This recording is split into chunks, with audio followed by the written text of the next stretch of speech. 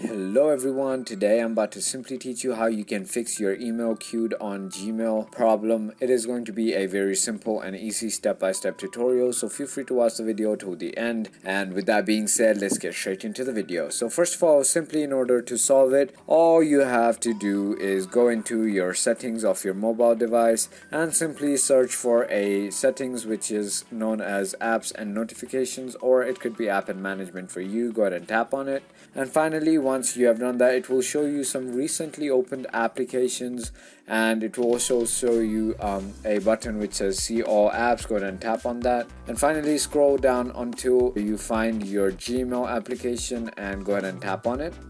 And now all you have to do is go ahead and force stop your application and then go ahead and restart your phone. And if that works, then congratulations. But if it doesn't, go ahead into your storage and cache, and then simply go ahead and clear the cache, which is going to delete the temporary files that Gmail may not need, and then clear storage, which is going to basically delete all your app data of the user and then basically your accounts of your Gmail too. So you'll have to log in one more time.